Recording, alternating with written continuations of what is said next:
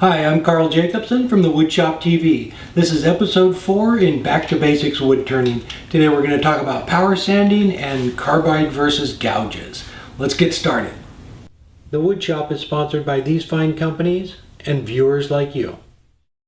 Alright, for power sanding, there's a couple different ways you can do it. You can use a hand drill, either corded or cordless, and use a setup like this, and you just grab that with your chuck, sanding pad, sandpaper on there, just like that.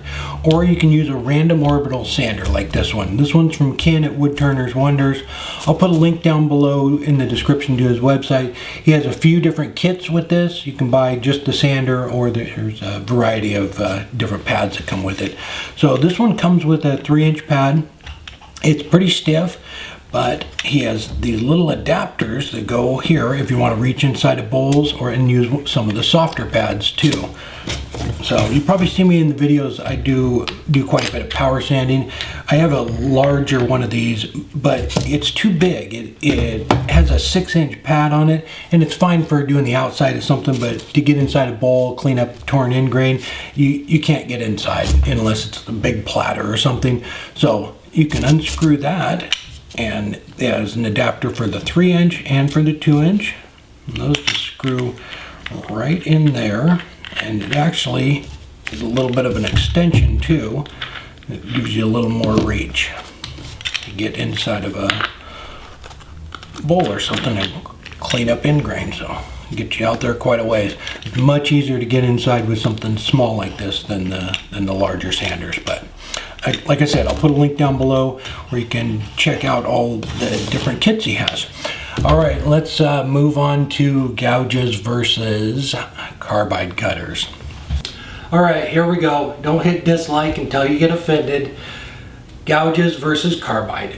They both do the same thing. It's like Ford and Chevy. You can argue about it all day long, but they both get you from point A to point B. There's a big difference on the learning curve on these. Gouges, you need to learn how to sharpen them. You need to learn how to ride the bevels to get a nice clean cut.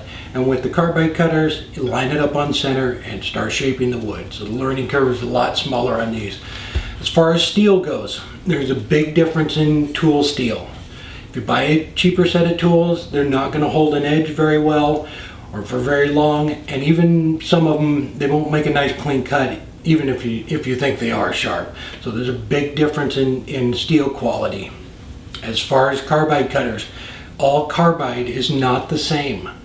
Buy a good quality carbide tip. These here are precision made tips. So on the cheaper ones, they're going to cut, but it's going to be rough. You're not going to get a nice clean cut with it. And even on these, if you don't turn the tip when they start to get dull, you're going to get a rough cut on them. And you need to have a sharp edge. Same with this. If it's dull, it's going to cut, but it's not going to cut well. So you need to have sharp tools and good quality steel and carbide.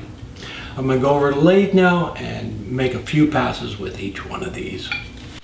For gouges like this bowl gouge, what you want to do is bring the tool up, ride the bevel, and then slowly bring the handle up until it starts to cut. A nice slow pass, you're going to get the cleanest cut.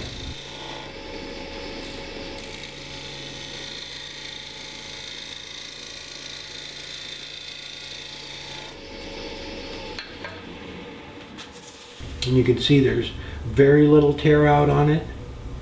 And I'm going to refer you over to Steve at SJ Woodworks too. He did a great series, 3-part series on the 3 basic carbide cutters. So I'll put a link down below in the description to that. And then for the carbide tools, same thing. You just bring it up to the piece. Nice, slow, even pass. And that's the way you're going to get the cleanest cut.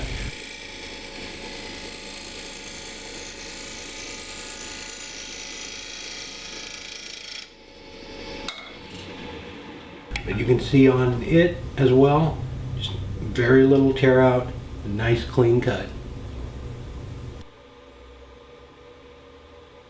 There we go. 2 completely different tools, the exact same results. You can turn a bowl with this one, or you can turn a bowl with this one. Nobody's going to know the difference. Use whichever one you're more comfortable with. The only thing you should be concerned about is that you're turning safely and enjoying yourself. Don't worry about what anybody else thinks.